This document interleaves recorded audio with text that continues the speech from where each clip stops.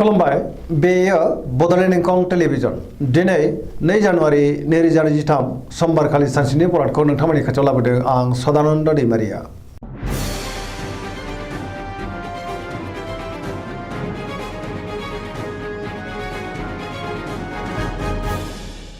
सिगां फरायनो लादों मेष राशि गिबि हांखो अ ल दिनैनि साना जोबोर मोजां जेरावबो जाफुंसारगोन मावनो लानाय खामानिखौ थिसननो आरो गोरलैयैनो मावफुंनोबो हागोन गोसोआ दिनै जोबोर गोजोनगोन देहाया मोजाङै थागोन बहानिफ्रायबा मोजां खौरां फैनोबो हागौ सोरबा लोगोजों बाखनाय जागोन रांखावरियाव दिनै जोबोर मोजां होनजायो गोबां धोन आरजिनोबो हागोन बेफार फालांगियाव दिनै जोबोर मोजां मुलाम्फा मोनगोन आरो आयाबो बांगोन सोरबा लोगोनिफ्राय थोजासे हेफाजाब मोननो हागौ नखराव दिनै अनलायनाय फैगोन बिमा बिफानिफ्राय अननाय आरो बोरखौ मोननो हागौ गुबुननि गोसोखौ दिनै गोरलैयैनो बोनोबो हागोन गोसोनि बोलोआबो बांगोन समाजाव बयजोंबो अनसायजागोन लाइमोनफोरा मोजां खौरां मोननो हागौ आरो गोसोआबो दिनै जोबोर रमान्टिक जागोन फरायसाफ्रा दिनै फरायनायाव गोसो दुंखांगोन आरो मोजां फिथाइ मोननोबो हागोन धोरोमारि बिथिङावबो गोसो दुंखांनो हागौ पजिटिभ एनार्जिनि गोहोमबो गोग्लैगोन आरो पजिटिभ साननो रोंगोन वृष राशि गिबि हांखो इ उ ब दिनैनि साना जोबोर मोजां जेरावबो जाफुंसार जानो हागोन गोसोआ दिनै जोबोर खुसि जागोन गोसोनि बोलोआ बांगोन मावनो लानाय खामानिखौ थि समावनो आरो गोरलैयैनो मावफुंनोबो हागोन माबा मोनसे मोजां खौरां मोननोबो हागौ गियाना बांगोन सोरजोंबा बाखनाय जागोन समाजाव मान मोनगोन रांखावरियाव दिनै जोबोर मोजां होनजायो बेफार फालांगियाव जोबोर मोजां मुलाम्फा मोननो हागोन नखराव बिसि फिसायनि गेजेराव अनलायनाय फैगोन बिदा फंबायजों मोजां सोमोन्दो थागोन देहाया मोजाङै थागोन गुबुननिफ्राय थोजासे हेफाजाब मोननो हागौ जायखि खामानि मावामानो मोनफ्रोमबो खामानिखौनो दिनै गोरलैयैनो मावफुंनो हागोन सिगांनि बबेबा आद्रा खामानियाबो दिनै मावफुंजानो हागौ सोरबा लोगोनिफ्राय हेफाजाबखौ मोननो हागोन गोसोनि साननायफ्रा मोगथाङाव दिनै जाफुंनोबो हागौ आरो पजिटिभ एनार्जिनि गोहोमबो गोग्लैगोन मिथुन राशि गिबि हांखो क स दिनैनि साना मोजां आरो गाज्रिनि गेजेरजों बाबेनलांगोन गोसोआव दिनै गोनो गोथो साननाय फैनोबो हागौ नेगेटिभ एनार्जिनि गोहोमबो गोग्लैनो हागौ मोनफ्रोमबो बिथिङाव सांग्रां जानांगोन गियाननि आंखाल जानोबो हागौ गोसोखौ दिनै जोबोर गुलाय गुजाय मोनगोन गोसोआ जोबोर आला खाला जानोबो हागौ देहाया मोजाङै थागोन अब्लाबो नाथाय जानाय लोंनायाव सांग्रां जानांगोन रांखावरियाव दिनै बारा मोजां नङा गोबां खहा जालांनोबो हागौ बेफार फालांगियाव बारा मोजां नङा होनजायो नखराव अनलायनाय फैगोन बिदा फंबायजों मोजां सोमोन्दो थागोन समाजावबो मान मोननो हागोन अब्लाबो नाथाय गोसोनि बोलोआ लोरबां जानो हागौ नेगेटिभ एनार्जिनि गोहोमबो गोग्लैनो हागौ मावनो लानाय खामानिखौ मावफुंनायाव गोब्राब जागोन गोबां जेंना जेंगोना फैनो हागौ सोरबा लोगोनिफ्राय हेफाजाबखौ मोननो हागौ सोरजोंबा रायखोमा जानोबो हागौ गुबुनजों मोजां सोमोन्दो लाखिनो रोंनाय नङा कर्कट राशि गिबि हांखो ड ह दिनैनि साना जोबोर मोजां गोसोखौ दिनै जोबोर गोजोननाय मोनगोन बहाबा हान्थिनो एबा दावबायनो खाबु मोननो हागौ आरो मोजाङैनो हान्थिनोबो हागोन सोरबा लोगोजों बाखनाय जानानै गोसोआ दिनै जोबोर गोजोनगोन गोसोनि साननायफ्रा जाफुंनोबो हागौ गोसोआव दिनै पजिटिभ साननाय फैगोन गोथों आरो गोग्गो साननो रोंगोन गियाननि आंखाल जानाय नङा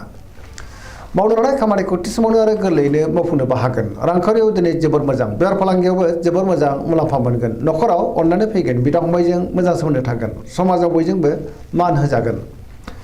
देहाया दिनै मोजाङैनो थागोन गुबुननिफ्राय थोजासे हेफाजाब मोननो हागौ बिदा फंबायनि हेफाजाबखौ मोननानै गोसोआ दिनै जोबोर गोजोनगोन गुबुनजों मोजां सोमोन्दो लाखिनोबो रोंगोन आरो पजिटिभ एनार्जिनि गोहोम गोग्लैगोन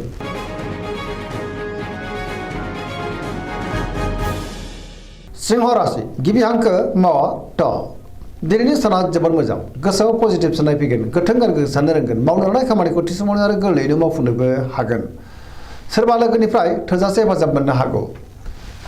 बहाबा दावबायनो एबा हान्थिनो खाबु मोनगोन रांखावरियाव दिनै जोबोर मोजां अब्लाबो नाथाय खरसायाबो बांनो हागौ मोननो गोनांखौबो दिनै मोननो हागोन बेफार फालांगियाव दिनै जोबोर मोजां मुलाम्फा मोनगोन गोसोनि साननायखौ गुबुननो फोरमायनोबो हागोन नखराव अनलायनाय फैगोन समाजाव मान मोनगोन गुबुननि गोसोखौ गोरलैयैनो बोनो हागोन बयजोंबो अनसायजागोन आरो गोरोबनो रोंगोन गुबुननि थाखाय गोबां मोजां खामानि मावनानै होनोबो हागोन गोसोआ दिनै जोबोर रमान्टिक जागोन आरो लाइमोनफ्रा गावबा गावनि गोसोनि साननायखौ फोरमायलायनोबो हागोन कन्या राशि गिबि हांखो प ट दिनैनि साना बारा मोजां नङा बयजोंबो मोजां सोमोन्दो लाखिनो गोब्राब जागोन गोसोआव नेगेटिभ साननाय फैनोबो हागौ गोथों आरो गोग्गो साननो रोंनाय नङा गियाननि आंखाल फैनोबो हागौ सोरजोंबा एना एनि जानोबो हागौ साननायफ्रा गोरोबलायाबो जानो हागौ रांखावरियाव मोजां अब्लाबो नाथाय खरसायाबो बांगोन बेफार फालांगियाव मोजां होनजायो देहायाबो दिनै मोजाङैनो थागोन गोबां मुंदांखा सुबुंजों लोगो मोनज्लायनो हागौ न'खराव अनलायनाय फैगोन गोबां खामानियाव दिनै मुखुब थानांनो हागौ सोरजोंबा नाथाय रायखुमा जानोबो हागौ सांग्रां जानाया गाहाम नेगेटिभ एनार्जिनि गोहोम गोग्लैगोन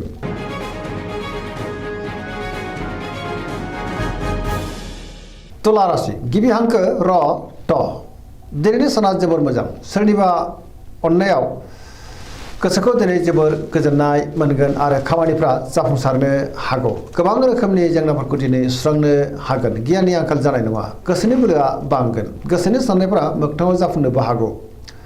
मावनो लानाय खामानिखौ थि समावनो आरो गोरलैयैनो मावफुंनोबो हागोन देहाया मोजाङै थागोन रांखावरियाव जोबोर मोजां होनजायो मोननो गोनांखौ दिनै मोननो हागोन न'खराव बिसि फिसायनि गेजेराव अननानै फैगोन बिदा फंबायजों मोजां सोमोन्दो थागोन समाजाव मान मोनगोन गुबुननि थाखाय गोबां मोजां खामानि मावनानै होनोबो हागोन गुबुननि गोसोखौ गोरलैयैनो बोनोबो हागोन गोदान खामानियाव आखाइ होजेननो हागोन सेंग्रा सिख्लाफ्रा जोबोर रमान्टिक जागोन आरो गावबा गावनि गोसोनि साननायखौ फोरमायलायनोबो हागोन पजिटिभ एनार्जिनि गोहोम गोग्लैनो हागौ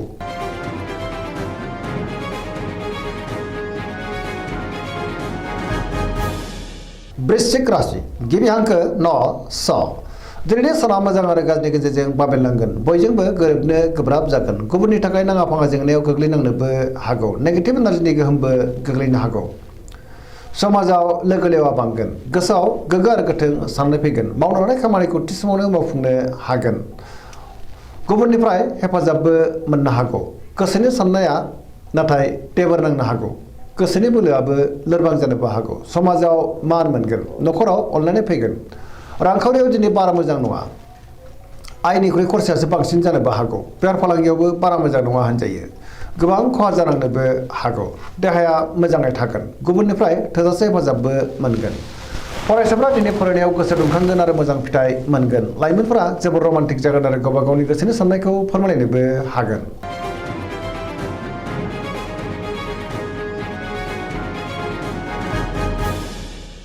धनु राशि गिबि हांखो ढ फ भ दिनैनि साना जोबोर मोजां गोसोआव बोलो बांगोन गोसोनि बोलोआ बांनानै गोसोखौ दिनै जोबोर गोजोननाय मोनगोन मावनो लानाय खामानिखौ थि समावनो आरो गोरलैयैनो मावफुंनोबो हागोन सोरबा गोदान सुबुंजों बहाबा लोगो मोनज्लायनानै गोसोआ जोबोर खुसि जागोन गोसोनि साननायफ्रा मोगथाङाव जाफुंनोबो हागौ रांखावरियाव जोबोर मोजां होनजायो मोननो गोनांखौ दिनै मोननो हागोन बेफार फालांगियाव जोबोर मोजां मुलाम्फा मोनगोन समाजाव मान मोनगोन बहाबा हान्थियोब्ला दिनै जोबोर मोजां आरो मोजाङैनो हान्थिनोबो हागोन देहाया मोजाङै थागोन न'खराव अनलायनाय फैगोन लाइमोनफोरनि गोसोआ दिनै जोबोर रमान्टिक जागोन आरो गावबा गावनि गोसोनि साननायखौ फोरमायलायनोबो हागोन पजिटिभ एनार्जिनि गोहोम गोग्लैनोबो हागौ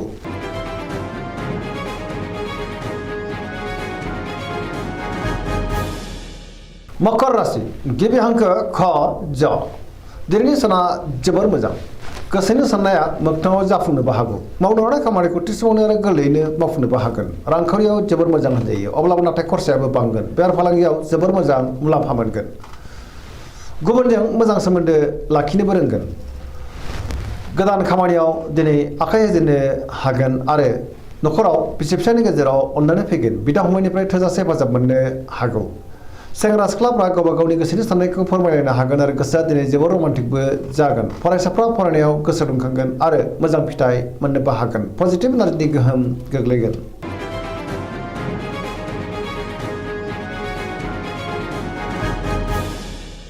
कुम्भ राशि गिबि हांखो ग स दिनैनि साना बारा मोजां नङा सोरजोंबा नांलाय खमलाय एबा एना एनिबो जानो हागौ गोग्गो लोगोनि आंखाल जानोबो हागौ गोसोखौ दिनै जोबोर गुलाय गुजाय मोनगोन मावनो लानाय खामानिखौ थि समावनो आरो गोरलैयैनो मावफुंनो हागोन अब्लाबो नाथाय सोरजोंबा रायखुमा जानोबो हागौ सोरबा लोगोनिफ्राय गाज्रि खौरांबो फैनो हागौ समाजाव मान मोनगोन गुबुननि थाखाय नाङा फाङा जेंनायाव गोग्लैनांनोबो हागौ। रांखावरियाव मोजां, अब्लाबो नाथाय खरसायाबो बांगोन। गोबां रोखोमनि देहायारि जेंनाजों दिनै मोगा मोगि जानांनो हागौ। जानाय लोंनायाव सांग्रां जानांगोन। न'खराव अननानै फैगोन। बिमा बिफानि अननाय आरिफोरखौ मोननो हागौ। बहाबा दावबायनो एबा हान्थिनो खाबु मोनगोन। अब्लाबो नाथाय नेगेटिभ एनार्जिनि गोहोमबो गोग्लैनो हागौ। सांग्रां जानाया गाहाम।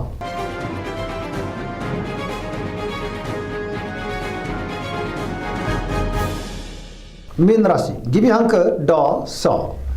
दिनैनि साना जोबोर मोजां। गुबुननि थाखाय गोबां मोजां खामानि मावनानै होनोबो हागोन। गोसोआव दिनै पजिटिभ साननाय फैगोन। गोथों आरो गोग्गो साननो रोंगोन। गियाननि आंखाल जानाय नङा। गोसोनि बोलोआ बांगोन। गावनि गोसोनि साननायखौ दिनै गुबुननो फोरमायनोबो हागोन। देहाया मोजाङै थागोन। अब्लाबो नाथाय जानाय लोंनायाव सांग्रां जानांगोन। रांखावरियाव मोजां, बेफार फालांगियावबो मोजां होनजायो। न'खराव अननानै फैगोन। सोरजोंबा बाख्नायजानानै गोसोआ दिनै जोबोर गोजोनगोन। लाइमोनफोरनि गोसोआ दिनै जोबोर रमान्टिक जागोन आरो गावबा गावनि गोसोनि साननायखौ फोरमायलायनोबो हागोन। फरायसाफ्रा दिनै फरायनायाव गोसो दुंखांगोन आरो मोजां फिथाइ मोननो हागोन। पजिटिभ एनार्जिनि गोहोम गोग्लैगोन। दिनैनि राशि फरायनाया एसेनोसै। जोबनायाव बेखौनो खावलायो जाहाथे नोंथांमोना सानफ्रामबो जोंनि बे बड'लेण्ड इंखं टेलिभिजनखौ नायबाय थायो आरो साबस्क्राइब खालामो, लोगोसे लाइक खालामो आरो शेयार खालामो। एसेनोसै, गोजोन्थों।